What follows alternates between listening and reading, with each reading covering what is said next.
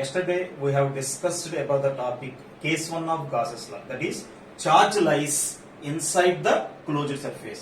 Now the case 2 is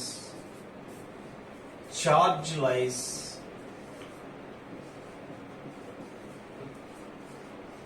outside. Charge lies outside. Case 2 is charge lies outside the surface. Consider a point charge of q coulombs at O. Consider a point charge of q coulombs at O. Consider a closed surface.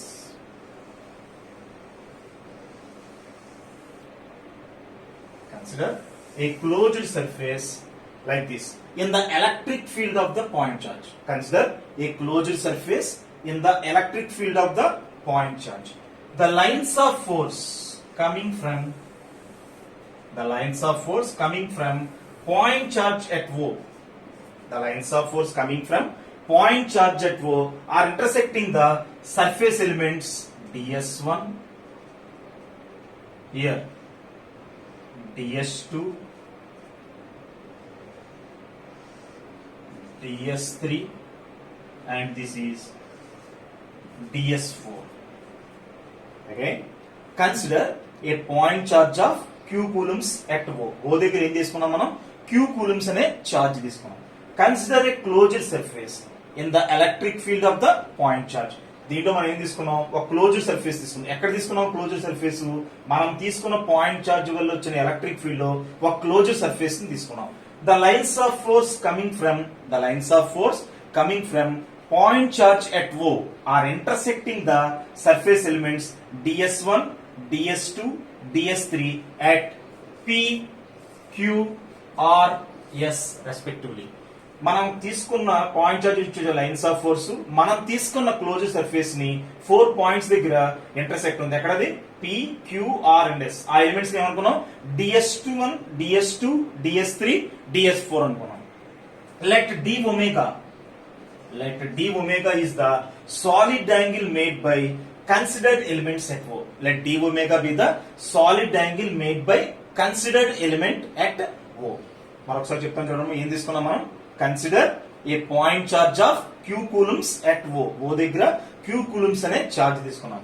Consider A closed surface in the electric field of the point charge. మనం తీసుకున్న point charge యొక్క electric field లో ఒక closed surface తీసుకున్నాం.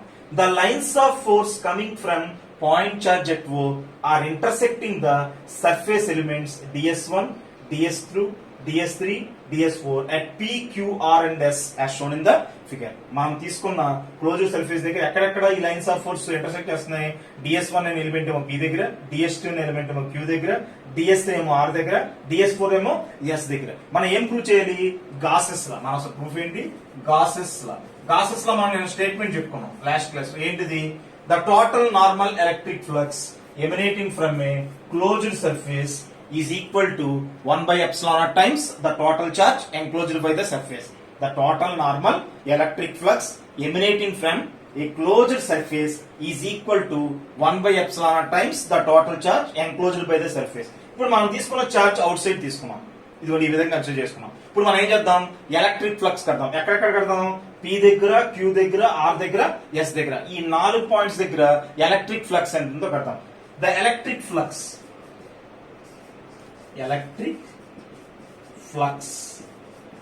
ఎక్కడ కట్టాలి మనం?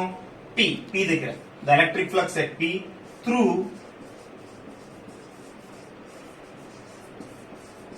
Surface element ds1 is equal to the electric flux at P through the surface element ds1. ds అనే సర్ఫేస్ ఎలిమెంట్ లోంచి వచ్చే ఎలక్ట్రిక్ ఫ్లక్స్ ఎంత? ఎలక్ట్రిక్ ఫ్లక్స్ ఎంత? -q by 4 pi epsilon naught into d omega. Electric flux ఎంత? the electric flux at P through the surface element ds1 is equal to ఎంత? -q by 4 pi epsilon naught into d omega. మనం చెప్పాం ఎలా వచ్చింది ఇది? Electric flux నేను find out చేస్తాను. Electric flux formula ఏంటి? d5 is equal to e bar dot ds bar which is equal to ఎంత? eds cos theta. E అంటే ఎంత రాశాను నేను? 1 by 4 pi epsilon naught into q by r square into ఎంత ఉంది? ds cos theta. ఈ DS cos theta by R square. DS cos theta by R square అంటే ఏం చేసాం మనం? సాలిడ్ యాంగిల్ రాసాం. అంటే విచ్ ఈజ్ ఈక్వల్ అంతా Q by 4πε0 into D omega. Q by 4πε0 into D omega. ఇదే కదా మన ఎలక్ట్రిక్ ఫ్లక్స్. ఆ ఫార్ములా రాసాం. మైనస్ ఎందుకు రాసాం ఇక్కడ? The electric flux entering the surface is taken as negative and leaving the surface is taken as positive. Surface లోకి lines of force enter అవుతుంది అనుకోండి, అక్కడ ఏం తీసుకుంటాం అనమాట? మనకి చార్జ్ నెగిటివ్ కింద తీసుకుంటాం. బయటకు వస్తే ఏం తీసుకుంటాం? చార్జ్ ఏం తీసుకుంటాం? పాజిటివ్ కింద మనం తీసుకుంటాం అనమాట.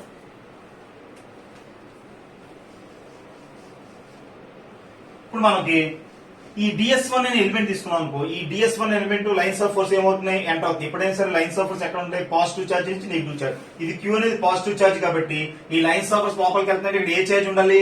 Negative charge. అందుకనే -Q అని రాసాం. ఇక్కడ DS1 సేమ్ ఇదే విధంగా the electric flux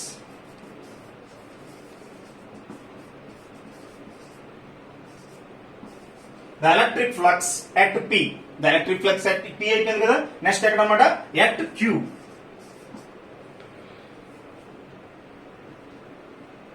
Flux at Q. Next through the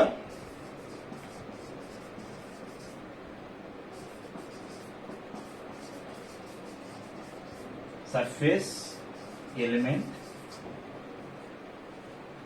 ఎంత ఇప్పుడు DS1 అయిపోయింది. నెక్స్ట్ ఎంత? DS2 is equal to, చూడండి ఇక్కడ ఏముంది? లీవింగ్ ద సర్ఫేస్ కాబట్టి ఎంత? ప్లస్ క్యూ బై ఎంత మనకి? 4πε0 into D omega. Plus Q by 4πε0 into D omega. ఇది అక్కడ electric flux at P through the surface element DS1 అయితే -Q by 4πε0 D omega. Next అంతా electric flux at Q through the surface element అంతా DS2 అయితే plus Q by 4πε0 into D omega. అలాగే similarly ఇదే విధంగా రాసేద్దాం. సిమిలర్లీ ఈసారి అక్కడ electric flux at R. Electric flux at R.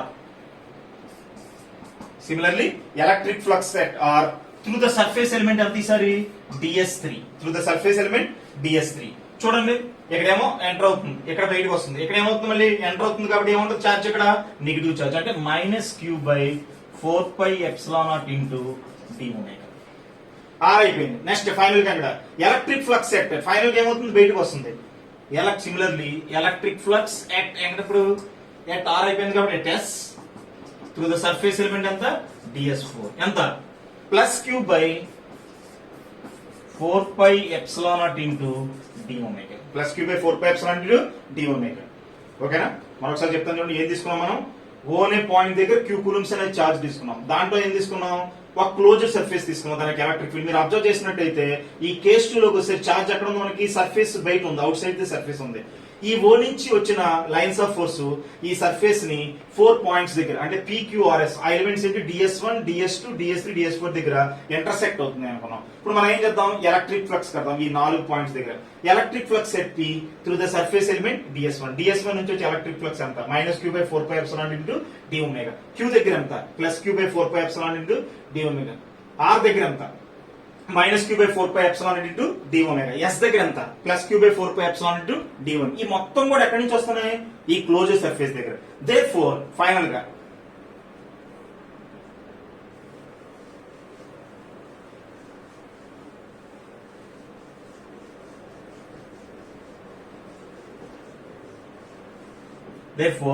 Net electric flux మొత్తం టోటల్ చేద్దాం. Therefore, net electric flux from the entire closed surface. Net electric flux. మొత్తం from the ఎక్కడి నుంచి? closed surface.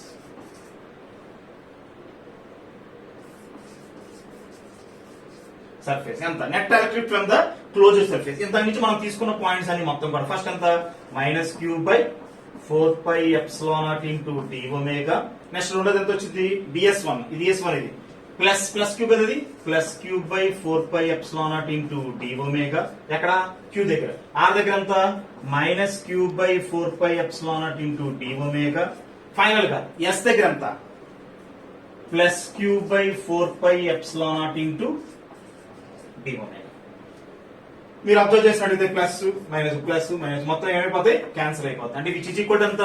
0. Thus the net electric flux from the closed surface due to external charge is 0. Thus, the net electric flux from the closed surface due to external charge is 0. అంటే ఒక closed surface నుంచి బయటకు వచ్చే electric flux value ఎంత ఉంది? 0 ఉంది. ఎప్పుడు? Charge బయట ఉన్నప్పుడు. Thus, Gauss's law is proved. ఎందుకు Gauss's law proved? Gauss's law అంటే ఏంటి? The total normal electric flux emanating from a closed surface is equal to 1 by epsilon naught times the total charge enclosed by the surface. అంటే surface లో ఉన్న charge 1 by epsilon naught times ఉంది. ఇక్కడ surface లో charge ఉందా? లేదు. మరి ఏం లేదంటే 1 by epsilon naught 0 అంతా 0. అంటే నెట్ ఎలక్ట్రిక్ ఫ్లక్స్ అంటే ఎక్స్టర్నల్ చార్జ్ కన్నా మనం తీసుకుంటే నెట్ ఎలక్ట్రిక్ ఫ్లక్స్ ఎంత వచ్చిందనమాట? బయట ఉంటే కనుక చార్జ్ 0 వచ్చింది. Thus, Gauss's law is proved. ఇది కేస్ 2 అన్నమాట. కేస్ 1 ఏం చేసాం మనం? Charge lies inside the surface చేసాం. కేస్ 2 ఏం చేసాం? Charge lies out side the surface అన్నమాట.